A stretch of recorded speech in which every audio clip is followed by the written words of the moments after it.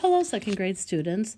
This is lesson 5 of Digital Citizenship called Who is in Your Online Community? By the end of the lesson, this is the essential question that you should be able to answer. How are we all part of an online community? Here is a question or questions to think about and discuss with your family. What is the internet? How would you describe the internet to a younger sibling, cousin, or friend? Pause for a moment to discuss. The internet is a worldwide network that connects people using computers, phones, or other devices. But while the internet is not a physical place that you can visit, like a playground or the zoo, it is made up of real people who can interact with one another through devices, even when they are not in the same place. Imagine that this is the world, and it is made up of lots of different people. Some you know, and some you don't know. The internet is just like the world, except that we interact with people online. The internet is made up of real people, just like the physical world is made up of real people too. Today we're going to talk about the different people that make up the internet and how we might know each of them. The rings of responsibility help us understand our online community. First, we start with ourself in the center. This is the first ring of responsibility that connects to yourself.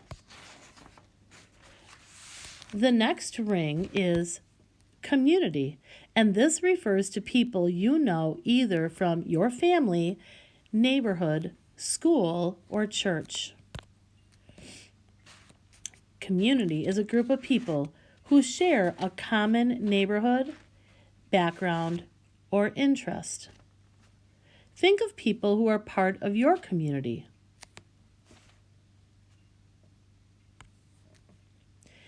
People in my community could include family, neighborhood, school, church, sports, orchestra, scouts, and many other groups. These are people that you know and interact with on a regular basis, like family and friends. But there are others who you might not know well, but you do interact with sometimes, like the shopkeeper, a dentist, a soccer coach, maybe the mail carrier, or some other neighbors. That is a big list, and I'm sure we could keep adding more people to it. Everyone in this group is part of your online community. They are people you know personally and have met face to face, even if you don't see them all the time.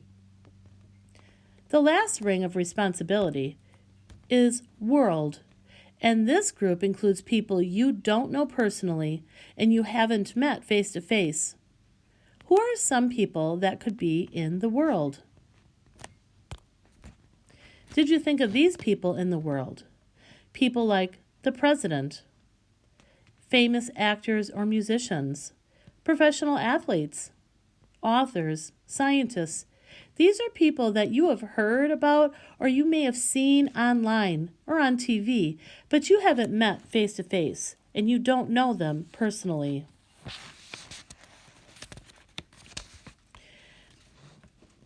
I would like you to take a moment to complete an activity. You are going to write down 3 people in your community and 2 people in your world and describe how you could connect with them online. This chart might help you.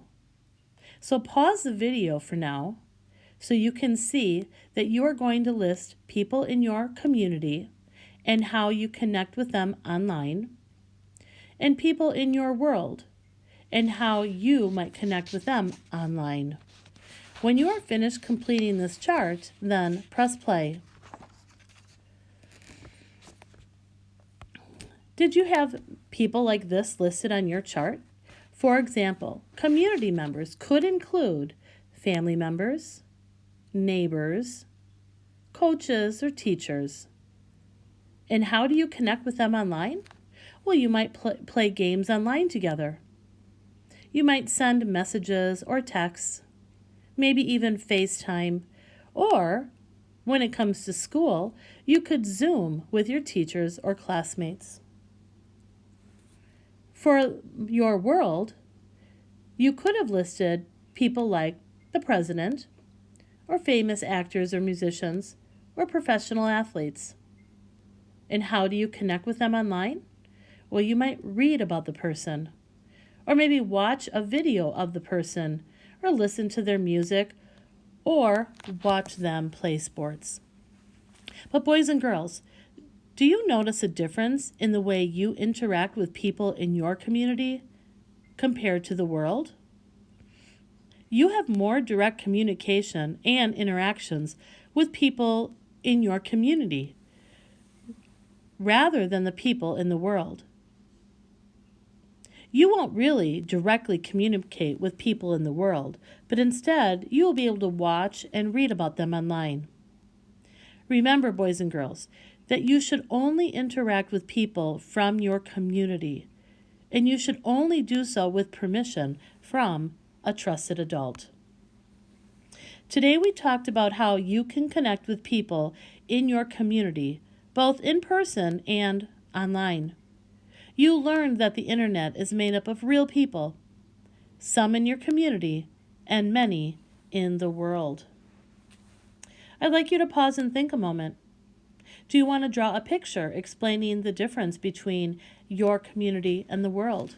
Or do you want to write a sentence explaining the differences between your community and the world? So boys and girls, this is the end of Lesson 5 called Who is in Your Online Community? And I hope you should be able to answer the question, how are we all part of an online community?